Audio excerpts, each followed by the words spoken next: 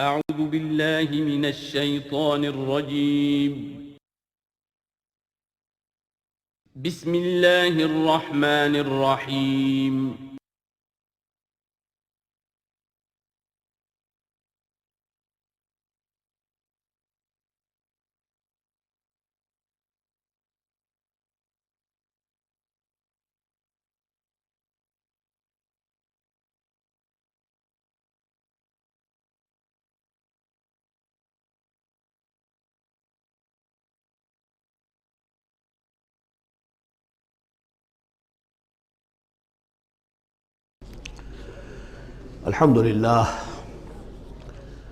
الحمدللہ وکفیٰ والصلاة والسلام علی عبادہ الذین اصطفیٰ، خصوصاً علی افضلہم وخاتم النبیین محمد الامین وعلی آلہ وصحبہ اجمعین. اما بعد فقد قال اللہ تبارک وتعالی کما ورد فی سورۃ الصف: اعوذ باللہ من الشیطان الرجیم، بسم اللہ الرحمن الرحیم. سبح للہ ما فی السماوات وما فی الارض وہو العزیز الحکیم. یا ایہا الذین آمنوا لم تقولون ما لا تفعلون کبر مقتا عند اللہ ان تقولوا ما لا تفعلون. ان اللہ یحب الذین یقاتلون فی سبیلہ صفا کأنہم بنیان مرصوص. صدق اللہ العظیم. رب اشرح لی صدری ویسر لی امری واحلل عقدۃ من لسانی یفقہوا قولی.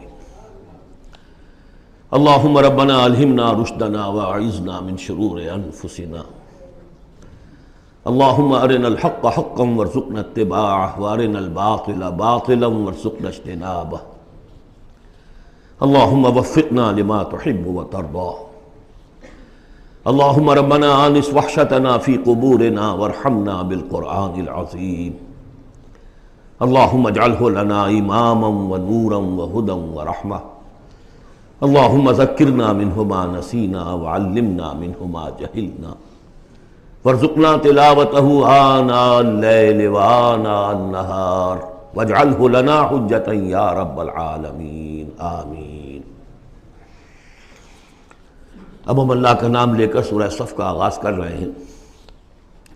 میں آپ کو بتا چکا ہوں کہ جو 10 صورتیں ہیں مدنی، سورہ حدید سے سورہ تحریم تک، ان میں بالکل درمیان میں جو یہ جوڑا ہے سورہ صف اور سورہ جمعہ، اس کی امتیازی شان اسی سے نظر آ جاتی ہے کہ دونوں کا آغاز تسبیح سے ہوا ہے. ورنہ اب تک یہ تھا سورہ حدید کا آغاز سبح للہ ما فی السماوات والارض، پھر سورہ مجادلہ میں وہ بات نہیں، پھر سورہ حشر میں سبح للہ ما فی السماوات وما فی الارض، پھر سورہ ممتحنہ میں وہ بات نہیں.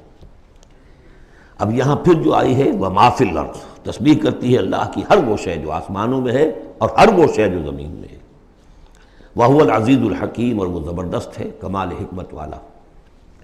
لیکن اس کے فوراً بعد سورہ جمعہ ہے، وہ ہے يُسَبِّحُ لِلَّهِ مَا فِي السَّمَاوَاتِ وَمَا فِي الْأَرْضِ. تو اس میں جوڑے ہونے کی نسبت بہت نمایاں ہو گئی. مشابہت بھی ہے، تسبیح دونوں کا آغاز ہو رہا ہے، پھر تکمیل ہو رہی ہے. میں نے بتایا تھا کہ نسبت زوجیت میں کسی مقصد کے لیے جنس جو ہیں دو، وہ کسی اعلیٰ تر مقصد کے لیے ان کے اندر ریسیپروکل نسبت رکھی جاتی ہے. وہی یہاں ہے فعل ماضی، فعل مضارع. اور فعل مضارع عربی زبان میں حال اور مستقبل دونوں کو کور کرتا ہے. تو یہاں اس جوڑے میں آ کر ان دونوں کو جمع کر دیا گیا کہ یہ تسبیح جو ہے کائنات کے اندر، جو کائنات کی ہر شے کر رہی ہے، یہ ہمیشہ سے ہوتی آ رہی ہے، ہر دم ہو رہی ہے، ہمیشہ ہوتی رہے گی. یہ سورہ مبارکہ جیسا کہ میں نے کل آپ کو بتایا تھا، سورہ حدید کی جو آیت ہے، جس کو میں نے عرض کیا تھا، اگرچہ وہ لفظ اچھا نہیں ہے، عریاں اور ننگا. واقعتاً یہ ہے کہ پورا عریاں اور ننگا فلسفہ انقلاب سورہ حدید کی آیت نمبر 25 میں ہے. انقلاب کس لیے لایا جاتا ہے؟ فرانس کا ریولوشن کیوں آیا تھا؟ ظلم ہے، بادشاہ لوگ بیٹھے ہوئے ہیں، عیش کر رہے ہیں، لوگ کسان ہیں، مزدور ہیں، وہ کام کرتے ہیں، ٹیکس دیتے ہیں، یہ عیاشیاں کرتے ہیں بدماش لوگ. ظلم ہے، ختم ہونا چاہیے. لوگوں نے جانیں دی، ہزاروں نے جانیں دی. پھر شکل کیا بن گئی کہ وہ تو ایک بظاہر ڈیموکریسی ہے، عوام کی حکومت، حقیقت میں سرمایہ داروں کی آمریت قائم ہو گئی۔ ظلم ہے۔ مزدور کارخانے کے اندر کام کر رہا ہے، اس کے بچہ جو ہے بھوکا مر رہا ہے، یا وہ اگر بیمار ہو گیا تو اس کی دوا نہیں ہے، اور اس کی محنت اور مزدوری سے جو عیش کر رہے ہیں، لال پری جو ہے ان کے شام کو جو ہوتی ہے ان کے جام میں وہ کیا کیا ہوتی ہے۔ علامہ اقبال نے کس قدر تلخ حقیقت کہی ہے۔ یہ کیا ہے؟ مزدور۔ خواجہ از خونے رگے مزدور سازد لال ناب۔ یہ سرمایہ دار جو ہیں یہ مزدوروں کے رگوں کی خون جو ہے سرخ، اس سے کشید کر کے اپنی وہ لال پری جو ہے شام کو پیتے ہیں بیٹھ کر۔ انقلاب ہے، انقلاب ہے، انقلاب۔ نتیجہ یہ ہوا کہ بولشوک ریولوشن آیا، پھر مصیبت۔ اب ایک پارٹی ڈکٹیٹرشپ قائم ہو گئی۔ آسمان سے گرے، کھجور میں اٹکے، کھجور سے گرے، کسی کھائی میں جا گرے۔ یہ سارا چکر کیوں ہو رہا ہے؟ In search of justice. یہ ساری جد و جہد انسان کیوں کر رہا ہے؟ تو اب ایک تو ہے کہ ایک سیکولر انداز میں جسٹس فیئر پلے اس کی بات ہوتی ہے۔ دین میں آپ دیکھیے کہ قرآن نے جس طرح میں نے کل آپ کو بتایا، اللہ قائم بالقسط ہے۔ مسلمانوں کا بحیثیت امت رول یہ ہے، یا ایھا الذین آمنوا کونوا قوامین بالقسط، یا ایھا الذین آمنوا کونوا قوامین للہ شہداء بالقسط۔ محمد کو کیوں بھیجا؟ کہہ دیجئے کہ مجھے بھیجا گیا کہ میں عدل قائم کروں۔ اور اب جو آیت آ گئی، ہم نے تمام رسول اسی لیے بھیجے، کتابیں اسی لیے بھیجیں، میزان اسی لیے نازل کی۔ لقد ارسلنا رسلنا بالبینات وانزلنا معهم الکتاب والمیزان لیقوم الناس بالقسط۔ لوگوں نے کیا کیا؟ نبی آ گئے، انہیں پوجنا شروع کر دیا۔ باقی ظلم کا ظلم جو کرتے چل رہا ہے، انہیں پوج لو، خدا کا بیٹا بنا دو، کچھ اور بنا دو، اولیاء اللہ آئے ان کو جو بھی چاہو بنا دو، لیکن نظام ظالمانہ قائم رہا دنیا میں۔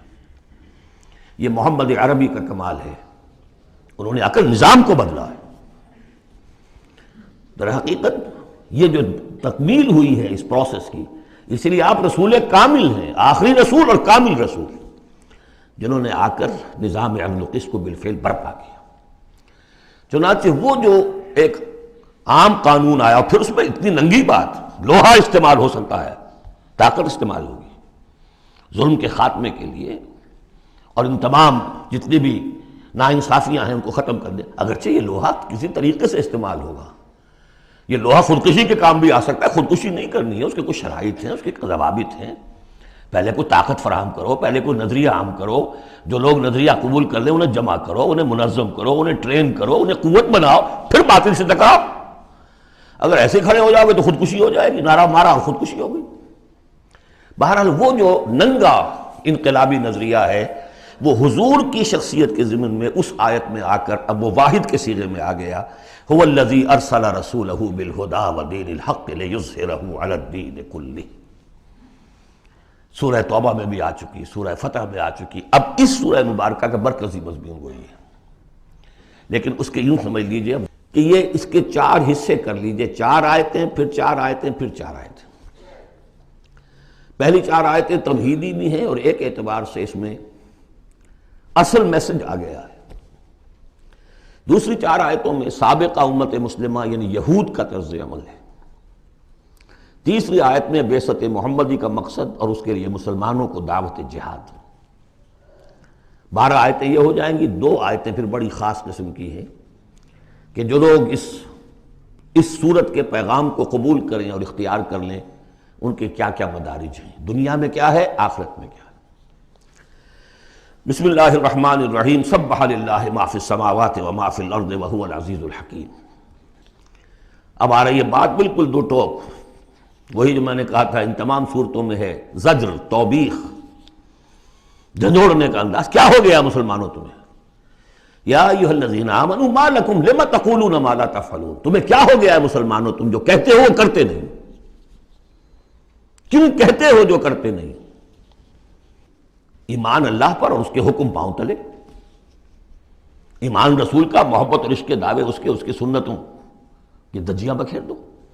کیا ہے اس وقت نہیں تھا یہ، میں نے کہا وہاں تو ذرا سی کمی آئی تھی، ابھی اوسط کچھ گرا تھا، اس کے اوپر یہ پکڑ آ رہی ہے، تو آج سوچئے کہ آج اگر کہیں قرآن نازل ہو جائے اور آج اگر کہیں محمد رسول اللہ آ جائے تو اس امت کو دیکھ کر کیا کہیں گے کہ میری امت ہے؟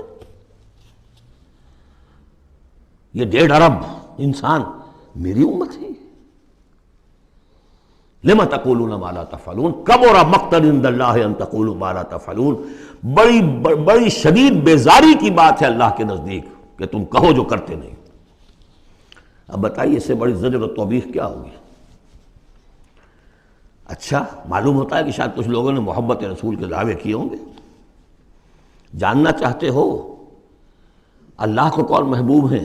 ان اللہ یحب الذین یقاتلون فی سبیلہ صفا کانہم بنیان مرصوص۔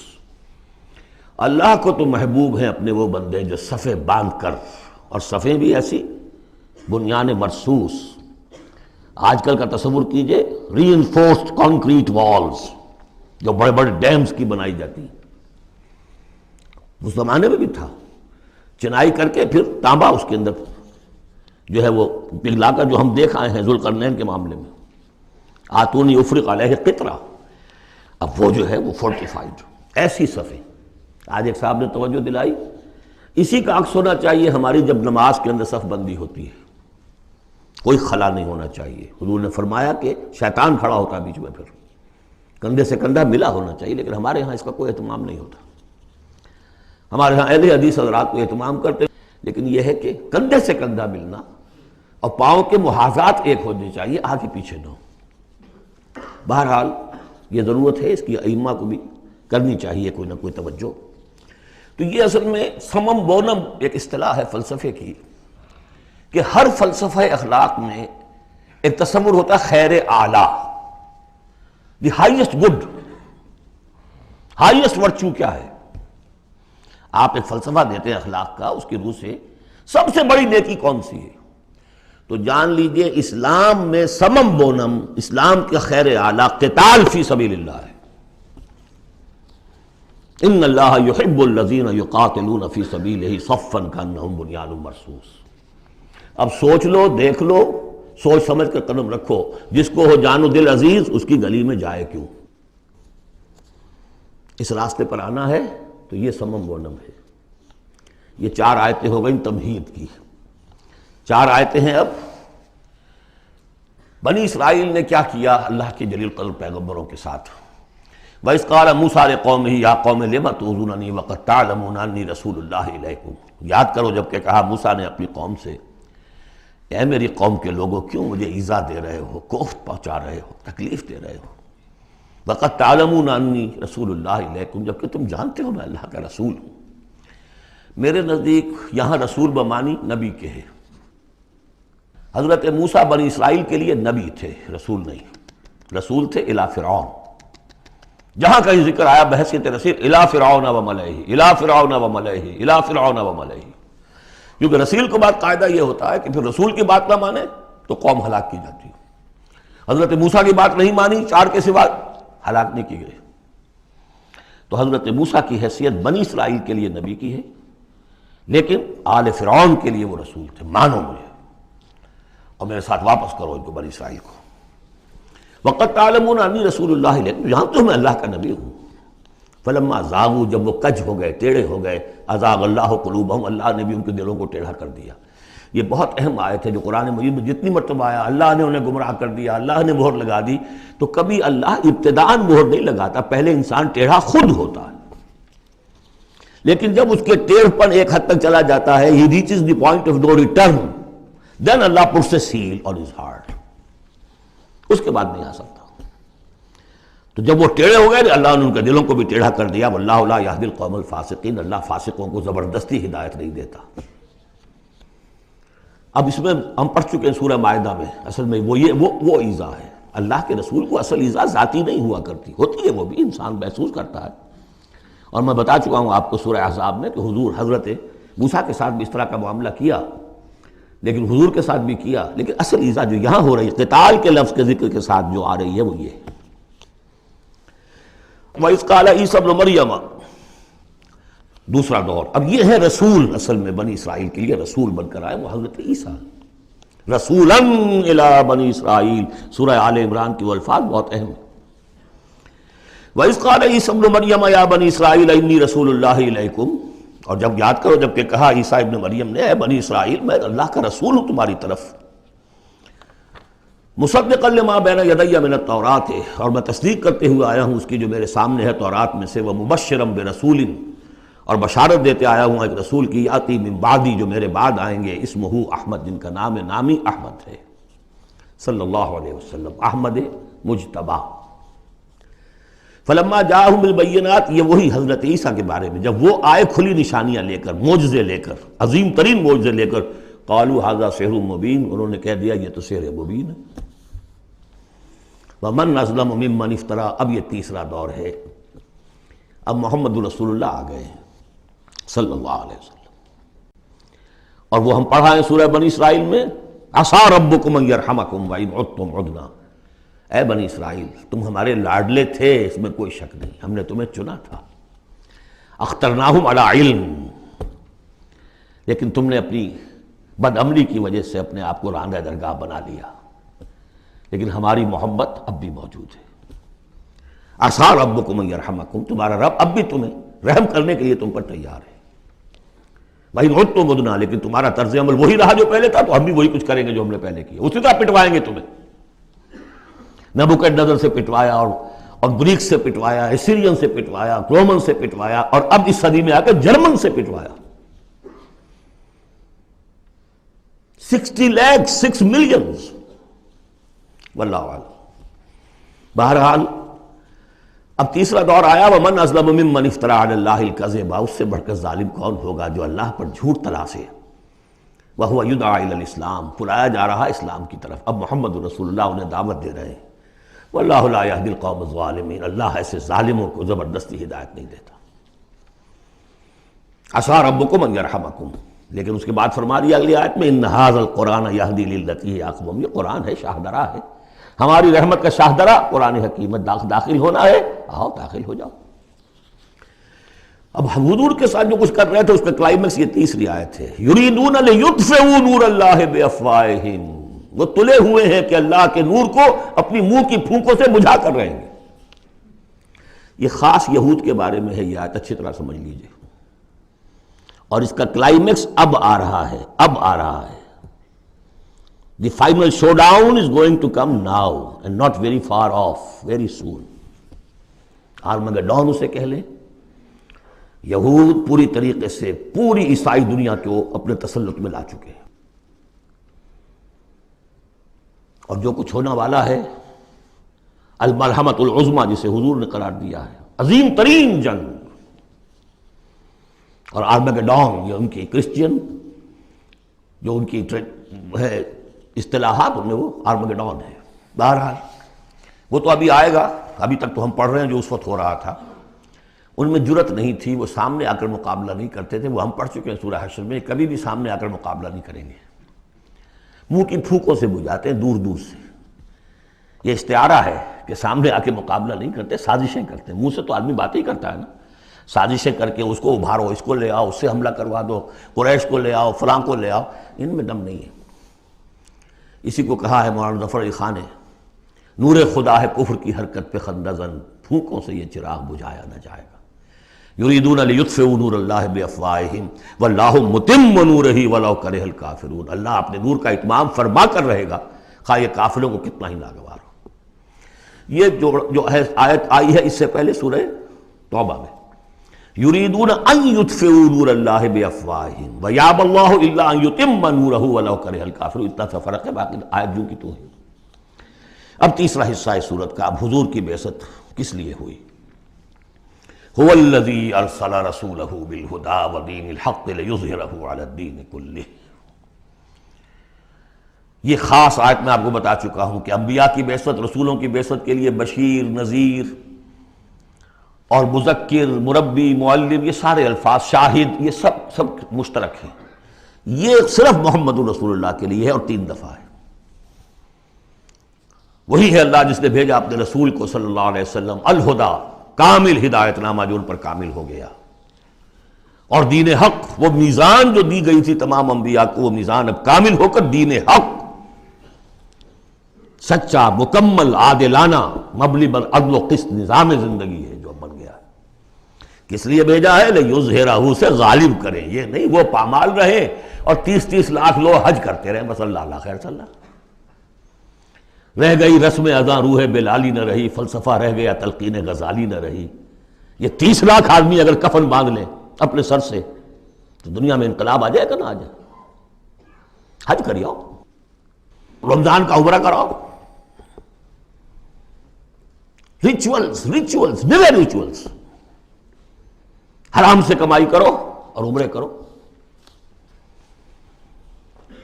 هو الذي ارسل رسوله بالهدى ودين الحق ليظهره على الدين كله ولو كره المشركون. مشرکوں کو تو یہ پسند نہیں ہوگا. مشرک چاہیں گے توحید کا نظام قائم ہو جائے، اللہ کی حکومت پوری زندگی پہ قائم ہو جائے. اور مشرک کون ہے؟ مشرک صرف بت پرست نہیں ہے. سب سے بڑا مشرک وہ ہے جو کہ ہیومن ساورنٹی کا اعلان کر رہا ہے. وہ تو خدائی کا اعلان کر رہا ہے. بت پرست نے تو یہی سمجھا ہوگا یہ کوئی دیوی ہے، دیوتا ہے، کوئی ہماری سفارش کر دے گا. اس کے علاوہ وہ تو خدا بن رہے ہو تم کہ ہم حاکم ہیں. یہ دعویٰ تو نمرودیت کا دعویٰ ہے، یہ دعویٰ تو فرعونیت کا دعویٰ ہے. حاکم ہم ہیں. الیس لی ملک مصر وہذہ الانہار تجری من تحتی. فرق یہ ہے کہ وہ ایک شخص ہوتا تھا، اب پوری قوم ہے، بس اور کچھ بھی نہیں. وہ کبھی پسند نہیں کر سکتے. تصادم ہونا ناگزیر ہے، جہاد کرنا پڑے گا، کشمکش کرنی پڑے گی. اب وہ کون کریں گے؟ جو اللہ کو ماننے کا دعویٰ کرے اور رسول کو ماننے کا دعویٰ کرے. اگلی آیت پڑھ لیجئے. یا ایھا الذین آمنوا هل ادلکم علی تجارۃ تنجیکم من عذاب الیم. اے ایمان کے دعوے دارو، کیا میں تمہیں بتاؤں وہ تجارت جو تمہیں دردناک عذاب سے چھٹکارا دلا دے. تؤمنون باللہ ورسولہ وتجاہدون فی سبیل اللہ باموالکم وانفسکم. ایمان لاؤ اللہ پر جیسے کہ ایمان لانے کا حق ہے. سورہ نساء میں بھی پڑھ چکے ہیں ہم. یا ایھا الذین آمنوا آمنوا باللہ ورسولہ والکتاب الذی نزل علی رسولہ. سورہ حجرات میں ڈیفینیشن مومن کی یہی ہے، انما المؤمنون الذین آمنوا باللہ ورسولہ ثم لم یرتابوا وجاہدوا باموالہم وانفسہم فی سبیل اللہ. تؤمنون باللہ ورسولہ وتجاہدون فی سبیل اللہ باموالکم وانفسکم ذالکم خیر لکم ان کنتم تعلمون یغفر لکم ذنوبکم ویدخلکم جنات تجری من تحتہا الانہار. وہ تمہارے لیے تمہارے گناہ بخش دے گا، تمہیں داخل کرے گا ان باغات میں کہ جن کے نیچے نہریں بہتی ہوں گی، اور ان باغات میں مسکن دے گا. مساکن طیبہ، بہت پیارے، بہت اعلیٰ. فی جنات عدن، ریزیڈنشل گارڈنز میں. ذالک الفوز العظیم، یہی بڑی کامیابی ہے. یہ بہت اہم نکتہ ہے. بندہ مومن کی نگاہ اس کامیابی پر جمی ہونی چاہیے، دنیا کی کامیابی پہ نہیں. دنیا میں دین کی کامیابی پر بھی نہیں. آپ حیران ہو یہ کیا کہہ رہا ہے؟ نصب العین صرف آخرت. اگر آپ نے دنیا میں کامیابی کو نصب العین بنا لیا تو گڑبڑ ہو جائے گی. پھر آپ کہیں گے یہ تو صحیح طریقے سے کام نہیں ہو رہا تو ٹیڑھے سے کرو، سیدھی انگلیوں گھی نہیں نکل رہا تو ٹیڑھی کرو. بائی ہک اور بائی کروک، جیسے کوئی ہاکی کا پلیئر چلتا ہے لے کر کیری کرتا ہے. اسی میں تحریکیں گم ہو جاتی ہیں. تحریکوں کے قبرستان بنے ہیں اسی بنیاد پر. تم دیکھو تمہارا فرض یہ طریقہ کار یہ، اس طریقے پہ کام کرتے رہو، نتیجہ نکلے نہ نکلے تمہیں اس سے کوئی بحث نہیں. ہاں طریقہ کار پر نظر ثانی کرتے رہو. ہو طریقہ محمد رسول اللہ سے ماخوذ اور منہاج. لِكُلٍّ جَعَلْنَا مِنْكُمْ شِرْعَةً وَمِنْہاجًا. ہم نے ہر ایک کو تم میں سے شریعت بھی ایک دی ہے، منہاج بھی دیا ہے. منہاج محمدی کیا ہے بولو؟ تو امت محمد ہو صلی اللہ علیہ وسلم. تو یہ بات نوٹ کر لیجئے، بہت اہم ہے. بس تجزیہ کر لیجئے اب تک جو کچھ آیا ہے اس میں، بلکہ اب آخری 2 آیتیں بھی پڑھ لیجئے. ایک حیثیت سے یہ 12ویں آیت پر آ کر مضمون مکمل ہو گیا. ذالک الفوز العظیم، بڑی کامیابی یہی ہے. البتہ دنیا میں ایک اور بونس کی شکل میں ہے. وَأُخْرَىٰ تُحِبُّونَهَا، ایک اور شے جو تمہیں بہت پسند ہے. اللہ کی نگاہوں میں تو اس کی کوئی حیثیت نہیں، اس لیے کہ اللہ کی نگاہ میں تو اگر وہ کرنا ہی چاہے تو دین حق کو غالب کر دے آنے واحد میں. اللہ تو تمہیں دیکھ رہا ہے بس کہ تم نے کتنی کچھ جانفی شانی کی، کہ چونکہ تمہارا امتحان ہے. لیکن تمہاری نگاہوں میں بہرحال انسان ہو تو بربنائے طبع بشری انسان چاہتا ہے کہ جو کچھ ہم کریں اس کا نتیجہ بھی اگر نظر آ جائے تو کیا کہنے. وَأُخْرَىٰ تُحِبُّونَهَا، اور وہ دوسری چیز اور بھی جس کا جو تمہیں پسند ہے، وہ کیا ہے؟ نصر من اللہ وفتح قریب.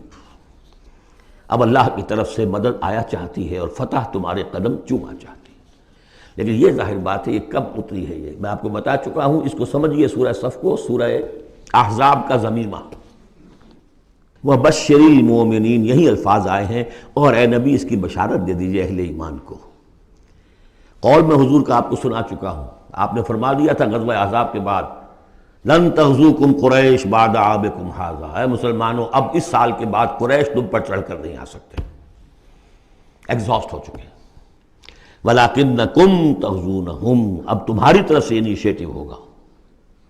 اور وہ انیشیٹو تھا کہ جو عمرے کے سفر کی نیت سے آپ نے کیا. صلح حدیبیہ ہو گئی اور اِنَّا فَتَحْنَا لَكَ فَتْحًا مُبِينًا کی آیت اتر گئی. اور دوسری چیز آخرت میں یا ایک روحانی جو مقام تمہیں اس سے حاصل ہوگا، تم اللہ کے مددگار کا قرار پاؤ گے. اس سے اونچا کوئی مقام ہو سکتا ہے؟ یا ایھا الذین آمنوا کونوا انصار اللہ. اگر تم اللہ کے دین کا جھنڈا اٹھانے کے لیے اپنی جانیں لگا رہے ہو تو کس کے مددگار ہو؟ اللہ کا دین ہے، جھنڈا اس کا ہے. اور یہ فرض منصبی اصل تھا محمد کا، تو ان کی بھی مدد ہے. من انصاری اللہ آگے آ جائے گا. اہل ایمان اللہ کے مددگار بنو. کما قال عیسیٰ ابن مریم للحواریین، جیسے کہ کہا تھا عیسیٰ ابن مریم نے اپنے حواریین سے، من انصاری اللہ، کون ہے میرا مددگار اللہ کی راہ میں. دیکھیے جیسے بیعت کی نسبتیں آئی تھیں دو، بیعت حضور سے، بیع اللہ سے، لہذا تیسرا ہاتھ اللہ. وہی مسئلہ یہ ہے، نصرت اللہ کی، لیکن میری نصرت اللہ کی طرف. اللہ کی نصرت کیسے کرو گے؟ میری نصرت کرو اللہ کے راستے میں. محمد رسول اللہ والذین معہ. اب بھی طریقہ جو فطری ہے وہ یہی ہے، جس کو بھی اللہ ہمت دے دے وہ کھڑا ہو. میں نے تو یکسو ہو کے فیصلہ کر لیا، میں نے تو اب اسی کے لیے جینا، اسی کے لیے مرنا ہے. آؤ بھائی کون میرے ساتھ آتا ہے؟ میں انصاری اللہ، میں تو چل رہا ہوں. کوئی ساتھی ملے گا تب بھی چلوں گا، نہیں ملے گا تب بھی چلوں گا. اب کون میرے ساتھ آتا ہے؟ من انصاری اللہ، جو ہاتھ میں ہاتھ دے وہ اس کا ساتھی ہے. اذ قال عیسیٰ ابن مریم للحواریین من انصاری اللہ قال الحواریون نحن انصار اللہ. اگرچہ وہ مددگار تھے حضرت عیسیٰ کے، حقیقت میں تھے اللہ کے، بظاہر عیسیٰ کے، حقیقت اللہ کے. فآمنت طائفۃ من بنی اسرائیل، تو بنی اسرائیل دو گروہ میں تقسیم ہو گئے، ایک وہ جو ایمان لے آیا اور ایک وہ جو کفر پر اڑا رہا. وکفرت طائفہ فأیدنا الذین آمنوا علی عدوہم، تو ہم نے مدد کی ان کی جو ایمان لائے تھے ان کے خلاف، کہ جنہوں نے کفر کیا تھا ان کے دشمنوں کے خلاف. فاصبحوا ظاہرین، بالآخر وہی کامیاب ہوئے. لیکن یہ کامیابی آسانی سے ہاتھ نہیں آئی تھی، اچھی طرح سمجھ لیجیے گا. 300 برس لگے ہیں حواریین مسیح کو، اور ان کے اصل پیروکار جو تھے حضرت مسیح کے، وہ سختیاں انہوں نے جھیلی ہیں. تاریخ انسانی میں اگر آپ لیں گے ایک مقدار کی حیثیت سے تو اتنی زیادہ قربانیاں شاید کسی نبی کے ساتھیوں نے نہیں دی. ایک ہے ایک چیز جو ہے وہ سمٹ کر آ گئی ہو تھوڑے سے وقت میں، وہ ہے حضور کا معاملہ، کہ حضور کا اور آپ کے ساتھیوں کا. لیکن جتنے طویل عرصے تک اور جس قدر شدید پرسیکیوشن، عام خیال یہی، اور میں بھی اس کا قائل ہوں، کہ سورہ یاسین میں جو ذکر ہے، وہ جو 2 رسول بھیجے گئے اور پھر تیسرا بھیجا گیا، وہ اصل میں حواریین مسیح تھے. رسول کے رسول تھے، اللہ کے رسول نہیں تھے براہ راست. اسی طریقے سے آپ کو معلوم ہے جو پرسیکیوشنز ہوئی ہیں ان کی، جس طریقے سے انہیں ستایا گیا ہے. جو اصحاب الاخدود تھے وہ بھی عیسائی تھے، جن کو کہ یہودیوں نے جلایا، ابو نواس نے، وہ بھی عیسائی تھے، حضرت مسیح کے ماننے والے. اسی طریقے سے یہ 7 سلیپرز کون تھے جو جان بچا کر گئے تھے؟ اصحاب کہف عیسائی تھے. رومی شہنشاہیت تھی، بت پرستوں کی شہنشاہیت تھی، اس میں جو کچھ پرسیکیوشن ہوئی ہے وہ تو 300 عیسوی میں پھر رومن امپائر نے عیسائیت قبول کی ہے. اس کے بعد سے پھر ظاہر بات ہے، چاہے عیسیٰ کو وہ صحیح طور پر مانتے ہیں، غلط طور پر مانتے ہیں، عیسیٰ کے ماننے والے ہیں. وہ کہتے ہیں وہ حرام زادہ ہے، وہ کہتے ہیں کہ نہیں وہ اللہ کا بیٹا ہے. بس اتنا ہی فرق ہو گیا، وہ ایک انتہا کو نکل گئے، وہ دوسری انتہا کو نکل گئے. باسٹرڈ کہتے ہیں کھلم کھلا، سن آف مین. اور وہ لوگ کہہ رہے اللہ کا، لیکن مانتے تو ہے نا، یہ انکار کرتے ہیں. تو مان ہمارے ہاں بھی کتنے ہی لوگ ہیں حضور کے رتبے کو جب نعتوں میں بیان کرنے آئیں گے اللہ سے کم چھوڑتے ہیں، اللہ سے اوپر بنا دیتے ہیں۔ اوتار کا عقیدہ تو میں آپ کو بتا چکا ہوں، وہی جو مصطفی عرش تھا خدا ہو کر اتر پڑا وہ مدینے میں مصطفیٰ ہو کر۔ مدینے کی مسجد میں ممبر کے اوپر بغیر عین کے ایک عرب ہم نے دیکھا،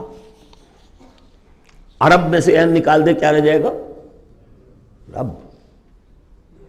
کون ہے کہنے والا؟ یہ مسلمان، محمد کا امتی ہے۔ تو یہ جو انتہائیں ہوتی ہیں، غلو ہوتا ہے، یا اہل الکتاب لا تغلو فی دینکم، تو غلو ہم کم ہے، کم کرنے والے۔ کون سا جرم ہے جو پچھلوں نے کیا ہم نے نہیں کیا، سوائے اس کے کہ اس قرآن کی تحریف ہم نہیں کر سکے، اس کے متن کی، بس۔ اور وہ اس لیے کہ اسپیشل پروٹیکشن اللہ کی تھی۔ یہ ہے سورہ صف۔ ایک سورت بھی سمجھ میں آ جائے تو زندگی کا راستہ بالکل واضح ہو جاتا ہے۔ البتہ یہ جو قتال اس میں بتایا گیا، میں نے عرض کیا تھا قتال ایسا نہیں ہے کہ اٹھاؤ ہتھیار جاؤ نعرہ مارو اور خودکشی کر لو، ٹکرا جاؤ۔ اس کا ایک پروسیس ہے، پہلے اس کے لیے مردان کار چاہیے، ایسے مردان کار جن کے دلوں میں اللہ کی محبت کے سوا دنیا کی کوئی محبت نہ رہ گئی ہو، جو ہم سورہ شورى میں پڑھ چکے ہیں۔ فما اوتیتم من شیء فمتاع الحیاۃ الدنیا وما عند اللہ خیر وابقى للذین آمنوا وعلی ربہم یتوکلون۔ طالب آخرت بن چکے ہو، واقعتاً، کہنے کی حد تک نہیں، زبانی کلامی نہیں، فی الواقع۔ پھر ان کے اندر وہ اخلاص اور خلوص، پھر ایک نظم کی پابندی، ایک لیڈر کے ساتھ عہد، جو کہو گے۔ یہ تقاضے اگر پورے نہیں ہوتے، اور محترم تعداد کے اندر، 2-4 سے تو نہیں ہوگا معاملہ۔ 4 کا ہوتا معاملہ تو حضرت موسیٰ کے ساتھ بھی تھے، 3-4 تو اور 150 تو اور بھی شاید نکل ہی آتے، کوئی ذرا اور محنت کرتے، لیکن نہیں، معتدم تعداد، ریکوزٹ نمبر۔ لہذا اس کو تیار کرنے کے لیے کیا طریقہ کار ہے؟ یوں سمجھیے کہ منہج انقلاب محمدی کے 2 حصے ہیں۔ اوپر کا حصہ ٹکراؤ، تصادم، وہ سب کو معلوم ہے، غزوہ بدر، غزوہ احد، غزوہ احزاب، فلاں فلاں، کس کو نہیں معلوم؟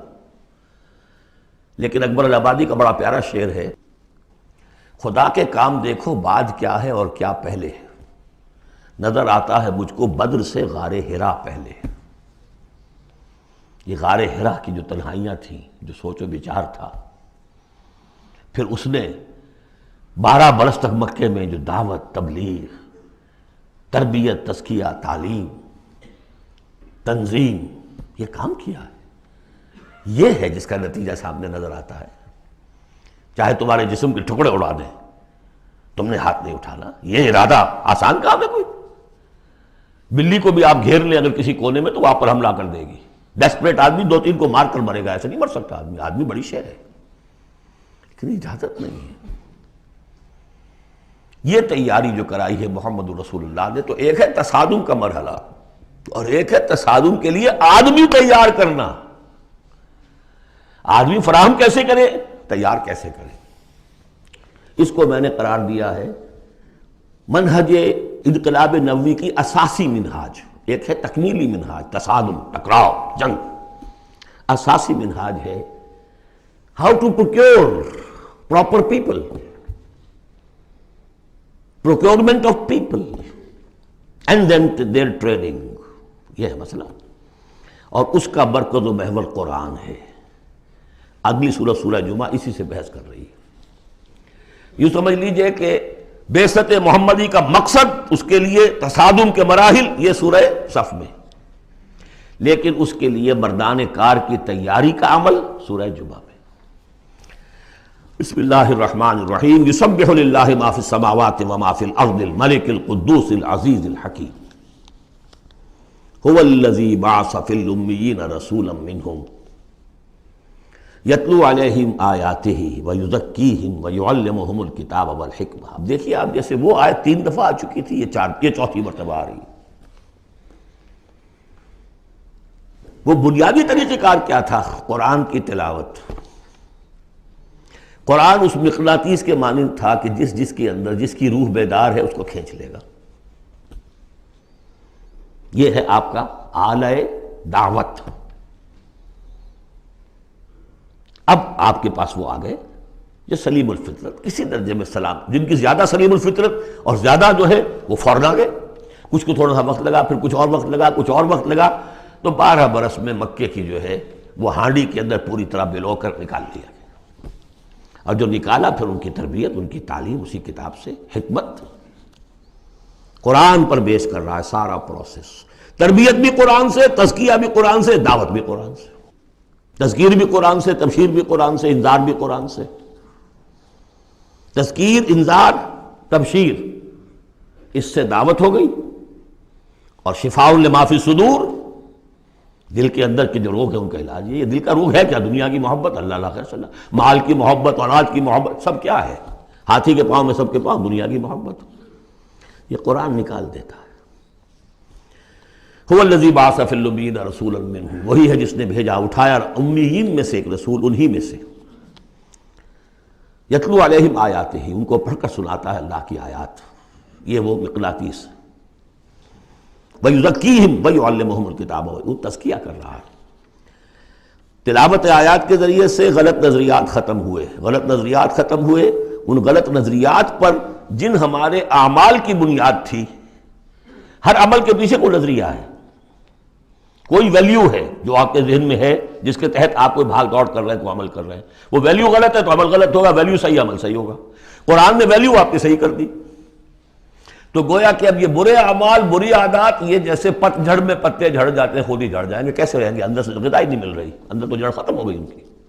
یہ ہے تزکیہ، اور پھر تعلیم کتاب و حکمت، اب انہیں سکھاؤ، احکام دو، اور بڑی گہری بصیرت والی باتیں بھی سکھاؤ، وہ سب کے لیے نہیں ہے۔ اس کو وہ کہتے ہیں، جیسے کہ ہمارے ہاں عربی مدارس میں بھی اب ہے شعبہ تخصص، فارغ التحصیل تو تم ہو گئے، اب تخصص کرو۔ یہ اصل میں تعلیم حکمت جو ہے، یہ محمد الرسول اللہ کی تعلیم کا اور تربیت کا شعبہ تخصص ہے، یہ سب کے بس کا روگ نہیں ہے۔ وَمَنْ يُؤْتَ الْحِكْمَةَ فَقَدْ أُوتِيَ خَيْرًا كَثِيرًا يُؤْتِي الْحِكْمَةَ مَنْ يَشَاءُ وَمَنْ يُؤْتَ الْحِكْمَةَ فَقَدْ أُوتِيَ خَيْرًا كَثِيرًا، یہ اللہ تعالیٰ کسی کسی کو صلاحیت دیتا ہے۔ وَإِنْ كَانُوا مِنْ قَبْلُ لَفِي ضَلَالٍ مُبِينٍ، اور یقیناً اس سے پہلے تو وہ کھلی گمراہی میں تھے۔ وَآخَرِينَ مِنْهُمْ، اور محمد کو بھیجا ہے اللہ نے صرف امیین کے لیے نہیں، اوروں کے لیے بھی جو ہے تو انہی میں سے پوٹینشلی، لما يلحقوا بهم، ابھی ان میں شامل نہیں ہوئے۔ حضور سے ان کے بارے میں پوچھا گیا، حضور نے مجلس میں بیٹھے ہوئے تھے، سلمان فارسی ان کے کندھے پر ہاتھ رکھا، فرمایا حکمت اگر سریا پر بھی ہوگی تو اس کی قوم کا کوئی شخص اسے لے آئے گا۔ اور کم سے کم یہ کہ تمام جو حنفی مسلمان علماء وہ سمجھتے ہیں کہ اس حضور کی حدیث کا مصداق امام ابو حنیفہ ہے رحمۃ اللہ علیہ۔ بہرحال اس میں کوئی شک نہیں کہ ایرانی قوم جو ہے بحیثیت مجموعی بہت ذہین، فتین، فلاسفر ایک سے ایک بڑھ کر، متکلم سارے کے سارے ایرانی ہیں۔ یہ ساری چیزیں ان کے ہاں فلسفہ، منطق، دو چیزیں کی گھٹی میں، 3 مراکز رہے ہیں دنیا میں فلسفہ اور منطق کے، ہندوستان، ایران، یونان، 3 ہے۔ نمبر 2 پہ جرمنی آ جائے گا، اس لیے کہ وہ بھی ایرینز ہیں، یہ ایرینز ہیں، یہ حام کی نسل ہے میری تحقیق کے مطابق۔ اللہ تعالیٰ نے سام کی نسل کو چن لیا نبوت کے لیے، حام کی نسل کو چن لیا حکمت کے لیے۔ وآخرین منہم لما یلحقوا بہم، میرے نزدیک اس آیت کی صحیح تعبیر کیا ہے کہ ایک نیوکلیس، جیسے کہ اسٹرکچر آف ایٹم ہے، ایک نیوکلیس ہے، اس میں پروٹونز ہوتے ہیں، اور بھی بڑی بلائیں ہوتی ہیں، اب تو ایک سے ایک نکلی آ رہی ہیں۔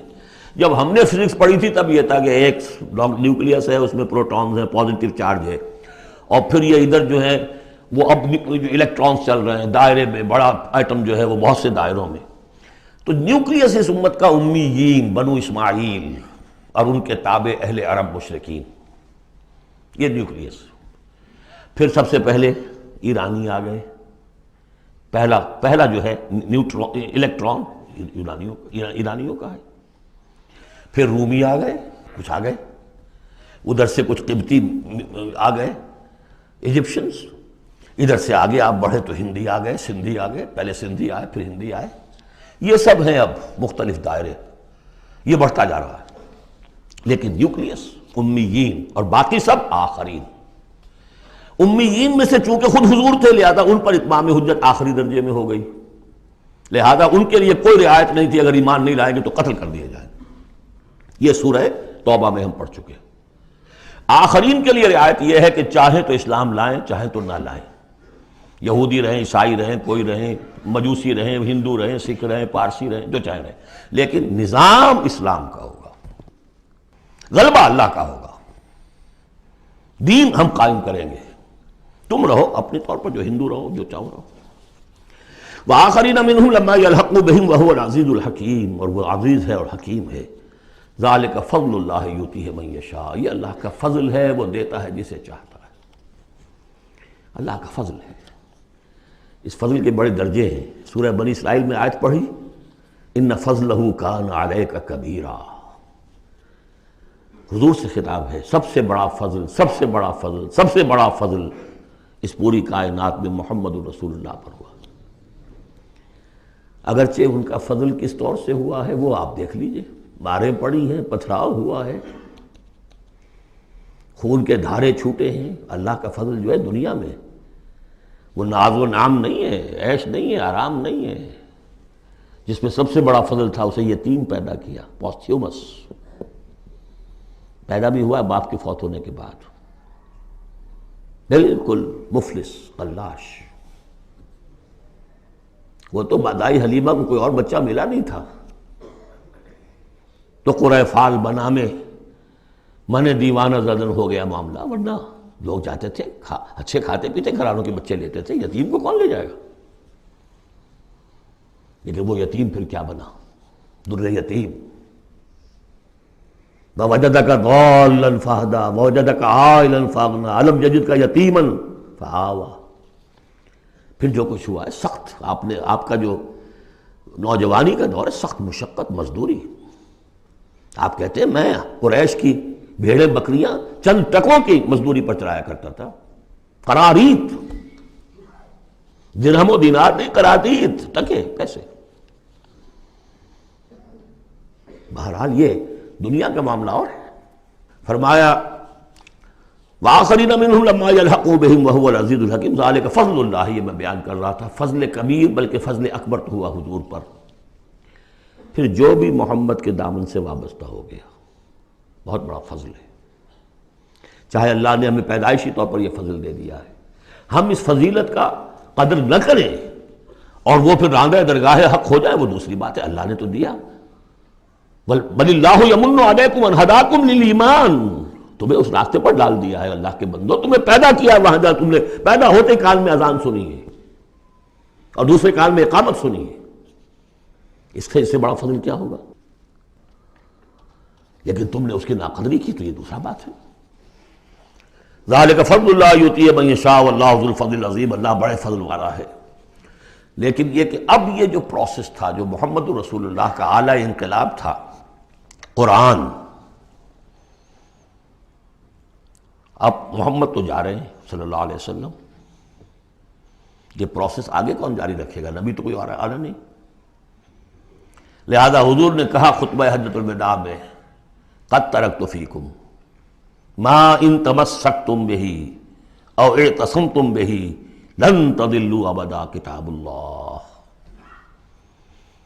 میں چھوڑ کر جا رہا ہوں، یہ محمد کے قائم مقام ہے، یہ قرآن، یہ عصائے موسیٰ سے 100 گنا بڑا معجزہ ہے۔ عصائے موسیٰ صرف موسیٰ کے ہاتھ میں تھا تو معجزہ تھا، بعد میں تو وہ لٹھیا کی لٹھیا ہے، اور کیا ہے، پڑا ہوگا کسی ٹرنک کے اندر، شاید ہو اب بھی، جیسے کہ کہتے ہیں یہودی ہے لاٹھی ہے، اب وہ سانپ تو نہیں بنے گا کسی کے لیے۔ یہ معجزہ ہے جو ہر ایک کے ہاتھ میں آ سکتا ہے، بشرطے کہ اس کا حق پہچانے، اس کا حق ادا کرے، اس کی قدر و قیمت کو جانے۔ افبہذا الحدیث انتم مدہنون وتجعلون رزقکم انکم تکذبون، اس کے ساتھ تمہارا یہ معاملہ ہے، یہ مداہنت ہے۔ دنیا بھر کی زبانیں سیکھ لو، دنیا بھر کے علوم سیکھ لو، اتنی عربی نہیں کہ قرآن مجید کو براہ راست سمجھ سکو۔ اور اگر یہ قرآن تمہیں پوزیس کر لے گا تو خدا کی قسم کھا کر کہتا ہوں کہ کسی اور کام میں دل نہیں لگے گا آپ کا۔ یہ کیا کام ہے؟ گھس گھس گھس گھس گھس کر کے تنخواہ ہو گئی 30,000 40,000 50,000 تنخواہ لے کے آ گئے. بس یہی ہے. Were you created for that? ابراہیم بن ادم کا آپ نے سنا ہوگا نام، بادشاہ تھے کسی علاقے کے، شکار پر گئے ہوئے تھے تو وہاں کہیں آواز انہیں سنائی دی، کسی فرشتے کی تھی یا یہ کہ خود ان کے اپنے دل کی آواز تھی. یا ابراہیم لہذا خلقت ام لہذا امرت. اے ابراہیم سوچو، کیا اس کام کے لیے تمہیں پیدا کیا گیا تھا؟ کیا تم اس کام کے لیے پیدا کیے گئے تھے اور تمہیں اس کام کا حکم ہوا تھا شکار کھیلو جا کر؟ بس وہیں سے کایا پلٹ ہوئی. تو سوچنے کی بات ہے. اب ترتیب بتا رہا تھا اصل میں، ورنہ بات لمبی ہو جائے گی، کہ اب یہ قرآن کے بارے میں تمہارا طرز عمل کیا ہوگا. تصویر دکھائی جا رہی ہے پھر سابقہ امت کی، انہیں بھی ہم نے دی تھی کتاب تورات. مثل الذین حملوا التوراۃ ثم لم يحملوها كمثل الحمار يحمل اسفارا. مثال ان لوگوں کی جو حامل تورات بنائے گئے پھر وہ اس کے حامل ثابت نہ ہوئے. اور حمل میں خاص ایک بات ہے، حمال کسے کہتے ہیں؟ بوجھ اٹھا کر ایک جگہ سے دوسری جگہ لے کر جانا، حمال اسے کہتے ہیں. اسر اور حمل میں نے فرق بتایا تھا آپ کو سورہ بقرہ جب پڑھ رہے تھے آخری، کہ اسر وہ بوجھ ہے جس کے نیچے انسان دب کر رہ جائے، چل نہ سکے، اسر ہے. اور حمل وہ ہے جس کو لے کر چل سکے. اب عورت کا بھی حمل ہوتا ہے، وہ لے کر چلتی ہے. بہرحال جب ایڈوانس پریگننسی ہوتی ہے، دکھ تو ہے، تکلیف ہے، وہن علی وہن تو ہے، چل سکتی ہے. اسی طرح حمال ہے، وہ لے کے جا رہا ہے. تو حمل التوراۃ، یہ اللہ تعالیٰ جس کو کتاب دیتا ہے، حامل بناتا ہے، اس کے ذمے سے پہنچاؤ. لتبیننہ، تمہارا فرض ہے اسے واضح کرو، اسے عام کرو. یا اہل القرآن، حضور نے فرمایا ہے قرآن والو لا تتوسدوا القرآن، قرآن کو تکیہ نہ بنا لینا. ایک ذہنی سہارا ہمارے پاس اللہ کی کتاب ہے. 40 من سونا ہم نے لگا دیا ہے اس قرآن کو تاروں سے لکھنے پر. معلوم ہے آپ کو، رکھا ہوا ہے ہمارے ہاں، ایوبی دور کی یادگار. بہرحال قرآن مجید کے حامل بنائے گئے تھے اس لیے کہ اوروں تک پہنچاؤ. ثم لم يحملوها، انہوں نے نہیں اٹھایا. کمثل الحمار، ان گدھوں کے مانند ہیں. يحمل اسفارا، جو کتابوں کا بوجھ اٹھائے پھر رہا. مکالمات فلاطن بھی لکھ دیجئے آپ، باندھ کر گشڑی رکھ دے، انسائکلوپیڈیا برٹانی کا پورا رکھ دے، گدھے کو کیا فائدہ اس سے. مثل القوم الذین کذبوا بآیات اللہ، مثال اس قوم کی جس نے اللہ کی آیات کو جھٹلایا. بے صاحب بہت بری ہے. اب یہ جھٹلانا میں پہلے واضح کر چکا ہوں سورہ واقعہ پڑھتے ہوئے، یہ جھٹلانا ہے. یہ ہمارا قرآن کو جھٹلا رہے ہیں ہم اپنے عمل سے. ایک شخص آپ سے پوچھے گا آپ قرآن کو اللہ کا کتاب مان لیا؟ میں مانتا ہوں. آپ نے کبھی پڑھا اس کو؟ آپ 7 سمندر کا سفر پار کر کے یہاں MBA کرنے تشریف لے آئے ہیں امریکہ میں. MBA معلوم ہوتا ہے کہ کوئی پتہ نہیں، کوئی جنت کی کوئی سیٹ ہے، کیا ہے. قرآن آپ نے نہیں پڑھا تو کیسا ایمان ہے آپ کا قرآن پر؟ کیا جواب دیں گے؟ تکذیب کر رہے ہیں اپنے عمل سے. بئس مثل القوم الذین کذبوا بآیات اللہ واللہ لا یہدی القوم الظالمین. اللہ ایسے ظالموں کو زبردستی تو ہدایت نہیں دیتا. اللہ کی ہدایت ایسی گھٹیا شے تو نہیں ہے، اتنی حقیر شے تو نہیں ہے. اب دیکھیے 4 آیتیں، یہ یہاں پر بھی 4 4 جمع 3 کی تقسیم ہے. 4 آیتیں پوری ہو گئی تھی. حضور کی بعثت 2 میں ہے. امیین نیوکلیس ہے، آخرین سب الیکٹرانز ہیں اس کے چاروں طرف. یہ ملٹی نیشنل امت ہے. ملٹی نیشنل فرمز تو آپ کو معلوم ہے، ملٹی نیشنل. جبکہ سابق جو امت تھی بنی اسرائیل، وہ یونی ریشیل، ایک نسل کی. یونی ریشیل، یونی نیشنل، یہ multi racial, multi national. Hindi بھی، فارسی بھی، ایرانی بھی، ترک بھی، چینی بھی. اب تو دنیا کا میں نہیں سمجھتا کہ کوئی قوم رہ گئی ہو، کوئی نسل رہ گئی ہو جس میں کچھ نہ کچھ مسلمان موجود نہ ہوں. اور دوسری بات یہ کہ حضور کا بنیادی کیا ہے؟ اعلیٰ دعوت، اعلیٰ تربیت، جس سے کہ مردان کار تیار کیے جو جہاد اور قتال کریں گے، وہ ہے قرآن. اب آگے 4 آیتوں میں وہ جو طرز عمل ہمارا ہو گیا اس کی تصویر دکھائی جا رہی ہے بنی اسرائیل کے طرز عمل میں. مثل الذین حملوا التوراة ثم لم يحملوها كمثل الحمار يحمل اسفارا بئس مثل القوم الذین كذبوا بآیات اللہ واللہ لا يهدی القوم الظالمین۔ اس کے بعد نتیجہ کیا نکلتا ہے؟ جو آیات الہیہ سے رشتہ ٹوٹے گا تو سہارا کیا چیز رہ جائے گی؟ ہم تو اللہ کے چہیتے ہیں، لاڈلے ہیں، ہمیں تو جہنم میں کوئی جھونک ہی نہیں سکتا، جھونکے گا بھی تو دوسروں کی آنکھ میں دھول جھونکنے کے لیے چند دن کے لیے، ہمیں بھی ڈال کے فوراً نکال لیں۔ اللہ کو بھی چوری کرنی ہے، خیانت کرنی ہے، ہمارے لیے کرنی ہے۔ اور ہم جیسے بھی کچھ ہیں، جو بھی کچھ ہیں، زانی ہیں، شرابی ہیں، جو بھی کچھ ہیں، لیکن تیرے محبوب کی امت میں، جب تیرے محبوب کی امت میں ہے سیلویشن از گارنٹیڈ، شفاعت تو ملنی ہی ملنی ہے۔ بہت زیادہ کرنا ہے تو کسی بزرگ کی مزار پہ دیگے بھی چڑھا ہے، بس اور کیا رہ گیا۔ یہ ہے وہ سارا معاملہ، یہ ہے وہ امانی، یہ ہے وہ من گھڑت خیالات، یہ ہے وہ وشفل تھنکنگ سے جو عقیدوں کی شکل بن جاتی ہے، جس کی وجہ سے عمل سے، وہ جو اقبال نے کہا کہ پتہ نہیں نام کیا ہے اس کا، خدا فریبی کہ خود فریبی، عمل سے فارغ ہوا مسلمان بنا کے تقدیر کا بہانہ۔ وہ تقدیر کی بجائے آپ یہاں یہ عقائد جوڑ لیجئے تو پھر عمل کی کیا ضرورت ہے؟ بے وقوف ہوگا جو عمل کرے، رشوت نہ لے، عیش نہ کرائے بچوں کو، بے وقوف ہے، احمق ہے، پاگل ہے۔ قل یا ایھا الذین ھادوا ان زعمتم انکم اولیاء للہ من دون الناس، کہہ دیجئے اے نبی، اے وہ لوگو جو یہودی ہو گئے ہو، اگر تمہارا واقعی یہ گمان ہے کہ تم اللہ کے دوست اور اللہ تمہارا دوست ہے۔ ان زعمتم، زوم کا لفظ اردو میں بھی بولتے ہیں خیال خام کے لیے، بڑا زوم ہو گیا اسے۔ ان زعمتم، اگر تمہیں یہ خیال خام لاحق ہو گیا ہے، انکم اولیاء للہ من دون الناس فتمنوا الموت ان کنتم صادقین، یہ سورہ بقرہ میں آ چکا مضمون۔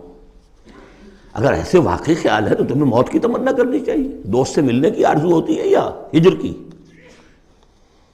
وصال چاہیے یا ہجر چاہیے؟ ولا یتمنونہ ابدا بما قدمت ایدیہم، یہ ہرگز تمنا نہیں کر سکتے موت کی۔ کیوں؟ بسبب اس کے جو ان کے ہاتھ آگے بھیج چکے ہیں، انہیں معلوم ہے ہم نے کیا کرتوت آگے بھیجے۔ بل الانسان علی نفسہ بصیرہ، انسان کو خود معلوم ہے کہ میں کیا کچھ بھیج چکا ہوں، کیا کیا کمائیاں کی ہیں، کیا کیا حرام خوریاں کی ہیں، وہ سارے کے سارے جو ہیں وہ تو آگے بھیجے ہوئے ہیں۔ واللہ علیم بالظالمین، اللہ ان ظالموں سے خوب واقف ہے۔ قل، اے نبی ان سے کہہ دیجئے، ان الموت الذی تفرون منہ فانہ ملاقیکم، وہ موت جس سے تم بھاگتے ہو وہ تم سے ملاقات خود فرما لے گی۔ تم بھاگتے رہو، انہ ملاقیکم، وہ آن کھڑی ہوگی سامنے۔ ثم تردون الی عالم الغیب والشہادہ، پھر تمہیں لوٹا دیا جائے گا اس ہستی کی طرف جو غیب اور شہادہ سب کا جاننے والا ہے، جو تمہارے سامنے ہے اس کا بھی، جو تمہارے پیچھے ہے اس کا بھی، جو بحیثیت نوع انسانی تمہارے لیے کھول دیا گیا اس کا بھی، اور جو تمہارے سے غیب میں رکھ دیا گیا اس کا بھی۔ فَيُنَبِّئُكُم بِمَا كُنتُمْ تَعْمَلُونَ، پھر وہ تمہیں جتلا دے گا جو کچھ تم کرتے رہے تھے۔ یہ دوسرا حصہ ہو گیا 4 آیات کا۔ گویا کہ جو کتاب محمد رسول اللہ دے کر گئے ہیں، قد ترکتم، اور جس کے لیے حکم دے کر گئے تھے کہ اب تمہارے ذمے ہے، میرے کندھے پر سے یہ بوجھ اتر کر تمہارے کندھوں پر آ گیا ہے۔ الا هل بلغت، انا نشهد انک قد بلغت وادیت ونصحت، انا نشهد انک قد بلغت الرسالۃ وادیت الامانۃ وکشفت الغمۃ، یہ تو گواہیاں لی ہیں۔ اس کے بعد اللہم اشہد، اللہم اشہد، اے اللہ تو بھی گواہ رہے، یہ مان رہے ہیں۔ اور پھر فَلْيُبَلِّغِ الشَّاهِدُ الْغَائِبَ، ایک سائی آف ریلیف، میرے کندھے پر جو بوجھ تھا، اِنَّا سَنُلْقِي عَلَيْكَ قَوْلًا ثَقِيلًا، آج وہ بوجھ میرے کندھے سے اتر گیا، لیکن تمہارے کندھوں پر آ گیا۔ مجھے تو صرف امیین تک یہ فرض براہ راست انجام دینا تھا، تمہیں پوری نوع انسانی تک انجام دینا ہے۔ ہیوی برڈن،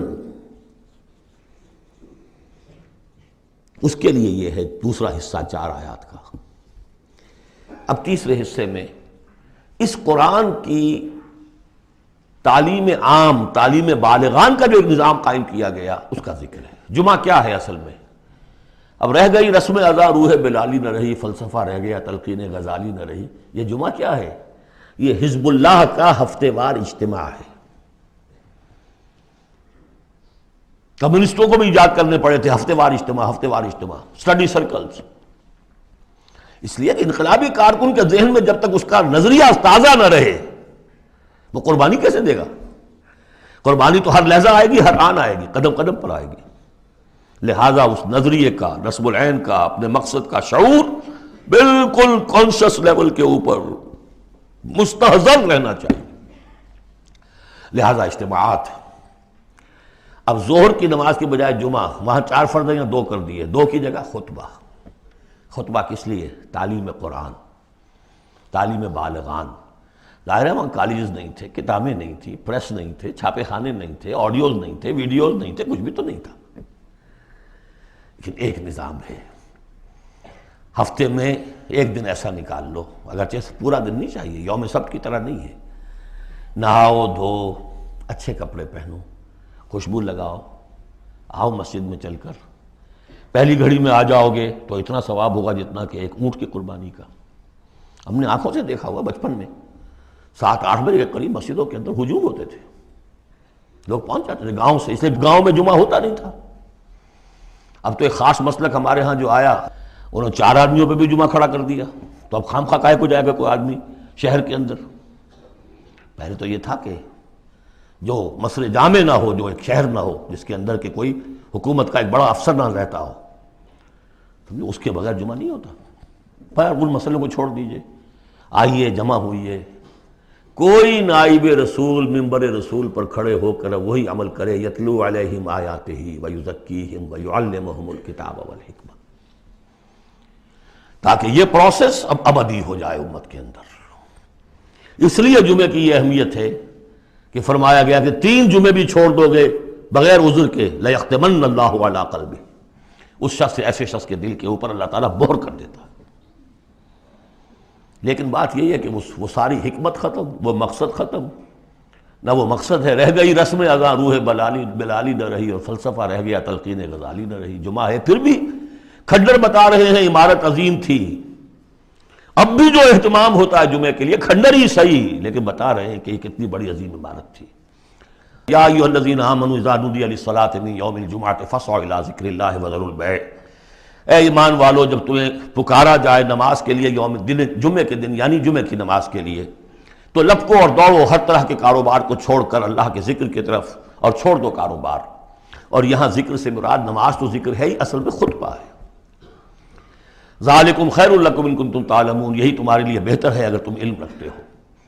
فاذا قضیت الصلاۃ فانتشروا فی الارض وابتغوا من فضل اللہ، یہودیوں کا جو یوم سبت والی وہ سختی نہیں ہے، صبح کا زیادہ وقت تو مطلوب ہے کہ لگے اس کام میں، لیکن جمعے کے بعد پھر آپ جائیں اپنے کام میں لگے۔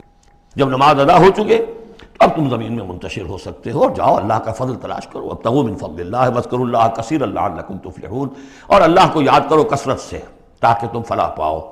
وَإِذَا رَأَوْا تِجَارَةً، اب یہ یہ بھی کمزوری آ گئی جو مسلمانوں کے اندر ایک پیدا ہوئی تھی، اس کا طرف اشارہ کر دیا گیا اس صورت میں بھی۔ جب انہوں نے دیکھا کوئی تجارت کا معاملہ یا کوئی اور کھیل کود، انفضوا الیہا، تو خاص منافقین جو تھے وہ دوڑ کے چلے جاتے تھے، وترکوک قائما، اور آپ کو چھوڑ جاتے تھے کھڑے ہوئے۔